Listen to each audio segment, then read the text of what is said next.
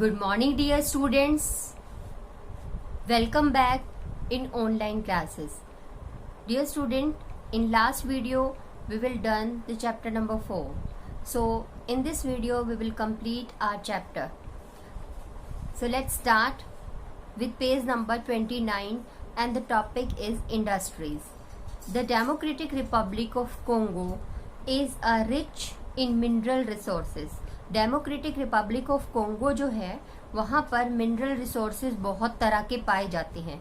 The Congo is the world's largest producer of cobalt and a major producer of copper and industrial diamond. यहाँ जो world's का largest जो produce किया जाता है, क्या प्रोड्यूस किया जाता है? कोबाल्ट. ठीक है. एंड मेजर प्रोड्यूसर किस चीज का है? कॉपर का. एंड इंडस्ट्रियल डायमंड, और डायमंड का भी यहाँ पर व्यापार किया जाता है, इंडस्ट्रीज हैं. ओके.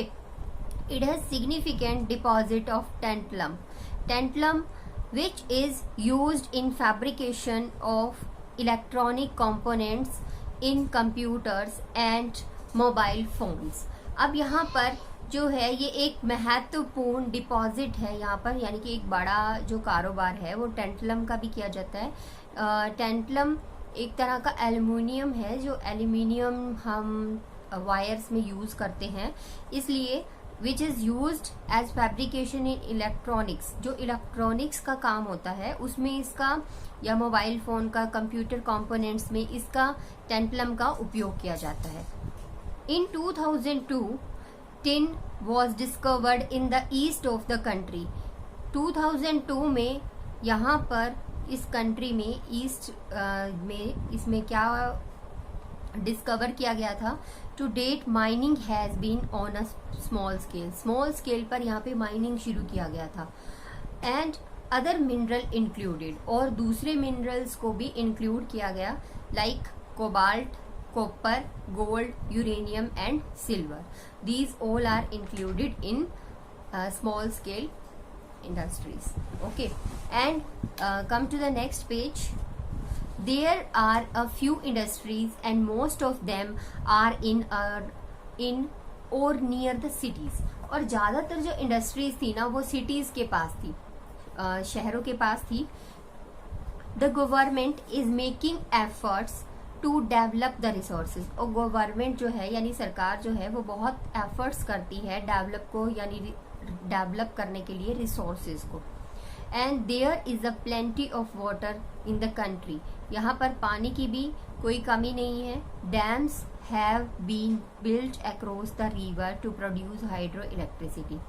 क्योंकि यहाँ पर वर्ल्ड की लार्जेस्ट रिवर बहती है, that is Congo river, earliest called Zaire. And dams जो है यहाँ पे उसको रिवर्स पर बनाया गया है प्रोड्यूस करने के लिए इलेक्ट्रिसिटी. ओके. हाइड्रो इलेक्ट्रिसिटी का मतलब होता है, हाइड्रो मीन्स पानी से जो इलेक्ट्रिसिटी उत्पन्न की जाती है, that called hydro electricity. Now come to the life of people. Now what is the life of people here? कैसी लाइफ है वहाँ के लोगों की, क्या वो कैसे रहते हैं, किस एनवायरमेंट में रहते हैं. The country is thinly populated. वहाँ थिनली पॉपुलेटेड कंट्री है, यानी कि थोड़ी पॉपुलेशन है. Most of the people live in the villages. ज़्यादातर लोग विलेजेस में रहते हैं. Most of them are Bantu speaking negroes. और ज़्यादातर जो लोग हैं वो बंटू बोले जाते हैं, या नीग्रो पीपल भी बोले जाते हैं. दे आर टोल, लंबे होते हैं. And hefty with dark skin. उनकी जो स्किन का कलर होता है दैट डार्क मतलब ब्लैक कलर होता है. They follow a traditional life style in the villages. और वो ट्रेडिशनल लाइफ स्टाइल को फॉलो करते हैं. Due to hot and wet climate they wear limited clothes. अब वहाँ के जो क्लाइमेट को देखते हुए वहाँ के लोग जो हैं वो लिमिटेड क्लॉथ्स पहनते हैं, क्योंकि गर्मी इतनी ज़्यादा रहती है वहाँ पर. इसलिए वहाँ पर जो एरिया है, आपको मैंने बताया था लास्ट वीडियो में कि इक्वेटर के पास है. जो इक्वेटर के पास होता है एरिया, वहाँ पर गर्मी ज़्यादा रहती है. They enjoy music and dance. वो म्यूजिक और डांस इंजॉय करते हैं. In cities the people mostly wear modern clothes, और सिटीज में ज्यादातर लोग जो हैं वो मॉडर्न क्लॉथ्स पहनते हैं, एंड लीड यूरोपियन लाइफस्टाइल, और यूरोपियन लाइफस्टाइल के अकॉर्डिंग वो अपनी लाइफ स्पेंड करते हैं। A number of city have been developed after independence, और इंडिपेंडेंस के बाद वहां पर बहुत सारी सिटीज डेवलप्ड हुई हैं, क्योंकि जैसे जैसे इंडिपेंडेंस यानी हमें स्वतंत्रता प्राप्त हुई, स्वतंत्रता के बाद हर जगह पर डेवलपमेंट हुआ, तो यहाँ पर भी जो डेवलपमेंट हुआ उसमें सिटीज यानी शहरों का निर्माण किया गया। In the northern part the people are short in height, northern part में जो पीपल रहते हैं दैट इज शॉर्ट हाइट यानी छोटी हाइट वाले हैं, एंड आर कॉल्ड पिग्मीज, और उनको पिग्मीज बोला जाता है। दे आर नोमाड्स, और वे नोमाड्स भी हैं। They are huts are small and can protect their families from heavy rain, और वो जो क्या है फैमिली को प्रोटेक्ट करने के लिए हट बना के रहते हैं, क्योंकि हम सब जो बिग होते हैं यानी परिवार के बड़े सदस्य होते हैं वो क्या करते हैं अपने परिवार को प्रोटेक्ट करने के लिए कुछ ना कुछ करते रहते हैं। तो वहाँ के जो प्रोटेक्शन का वर्क है, जो फैमिली मेंबर्स हैं हैवी रेन से बचने के लिए हट का निर्माण करते हैं। दे आर स्किल्ड हंटर, वो स्किल्ड हंटर होते हैं, हंटर मतलब शिकारी होते हैं। They are fond of honey, वो हनी के बहुत ही फेवरेट है उनका honey. And Christianity is the majority religion in the Democratic Republic of Congo, Christianity जो है यानी ईसाई धर्म जो है वो वहाँ का एक मेजोरिटी में धर्म फॉलो किया जाता है, and followed by about 80% of the population, 80% लोगों के द्वारा जो वहाँ पर ये क्रिश्चियनिटी है वो फॉलो किया जाता है। And with about 30 million member the Roman Catholic church in the Democratic Republic of Congo is the one of the largest Christian denominations in the continent of Africa। अब यहाँ पर क्या है कि 30 मिलियन मेंबर जो हैं वो Roman Catholic church in the Democratic Republic of Congo is one of the largest, यहाँ की जो लार्जेस्ट जो चर्च है वो है, and Christian dominations with the continent of Africa, और वहाँ के जो अफ्रीका की कॉन्टिनेंट के जो लोग हैं वहाँ की जो चर्च है उस पर बहुत ही विश्वास है। Now come to the next topic, next is transport. Transport जो है यहाँ पे क्या मेन ट्रांसपोर्ट है, यहाँ का जो मेन ट्रांसपोर्ट है वो है वाटर ट्रांसपोर्ट, यहाँ का पॉपुलर मीन ऑफ ट्रांसपोर्ट में से है, क्योंकि यहाँ कोंगो रिवर है, कोंगो रिवर की वजह से यहाँ पर जितना भी ट्रांसपोर्टेशन है यानी वो वाटरवेज के जरिए किया जाता है, जितना भी एक्सपोर्ट इंपोर्ट है वो भी वाटरवेज के जरिए किया जाता है। यहाँ कंस्ट्रक्शन वर्क करना बहुत मुश्किल है, because there are many dense forest here, बहुत सारे डेंस फॉरेस्ट हैं, और ये जो डेंस फॉरेस्ट है यहाँ पर उसकी वजह से जो एरिया है वो बहुत ही कंस्ट्रक्शन लायक नहीं है।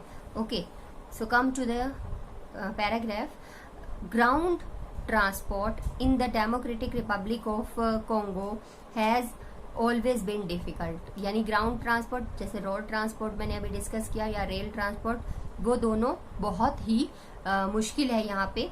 The terrain and the climate of Congo basin present serious barriers to road and rail construction, and the distance are enormous across this vast country।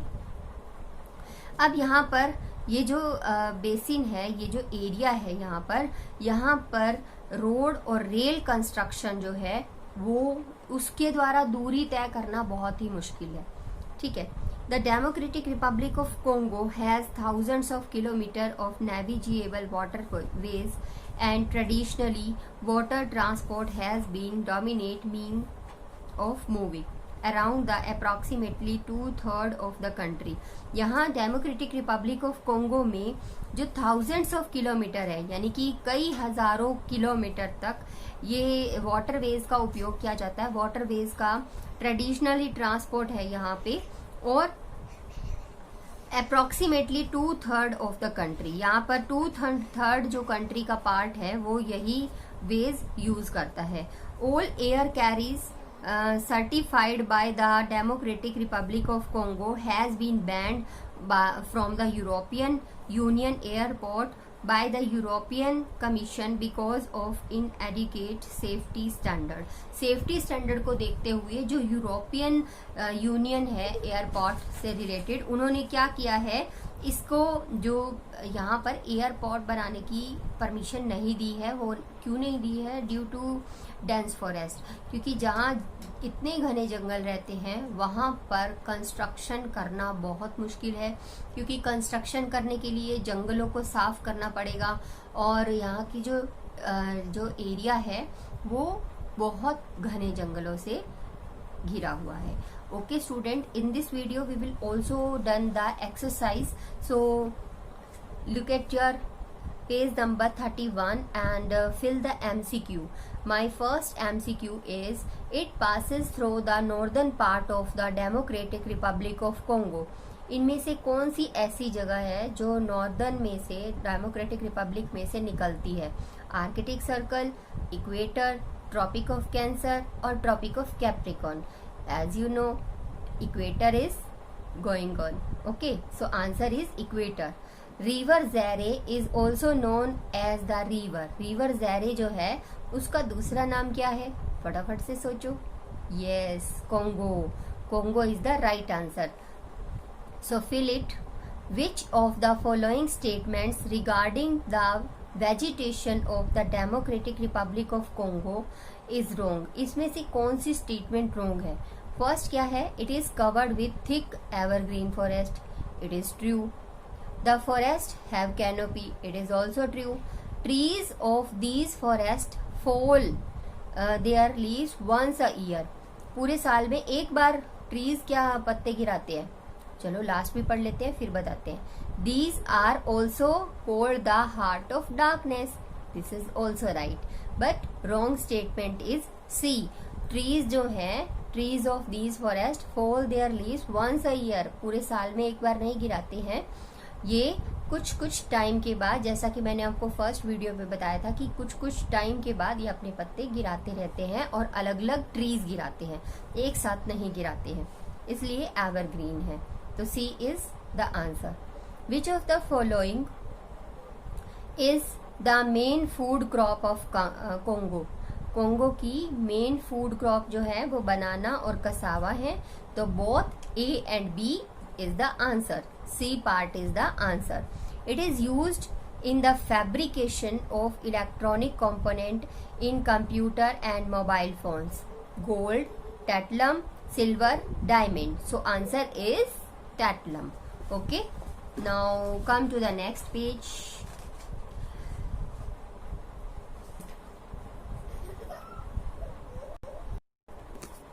Okay beta, come to the next page and fill the part D.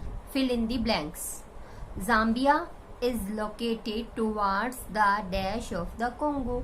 Zambia जो है वो Congo के कौन से direction में स्थित है? तो कौन से डायरेक्शन में स्थित है? South. The capital of democratic Republic of Congo is yes Kinshasa. Okay. Dash is the main port of the country. Matadi.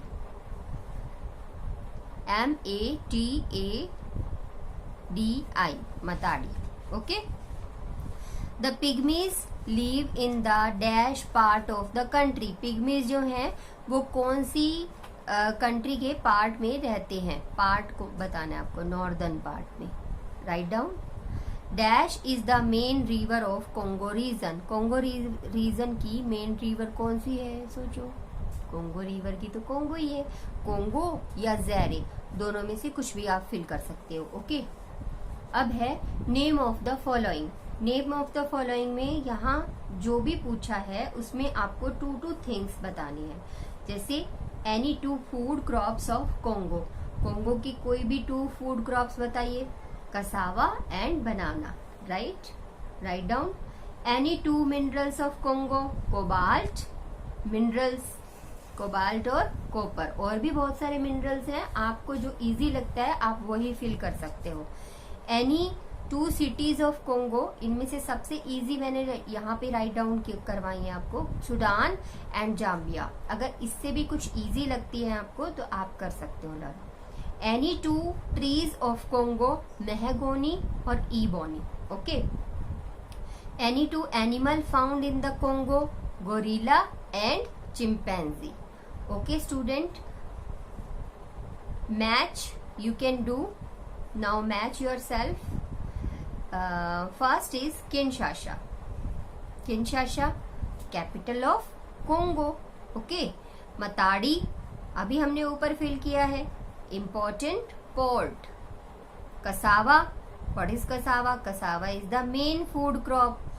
Match करिए। Pygmies, pygmies क्या है? Pygmies is the primitive tribe. Very good. And Bantu, language of the Congolese. Okay, now your chapter is done, and in this chapter, in next video we will continue with the next chapter. Okay student, bye bye.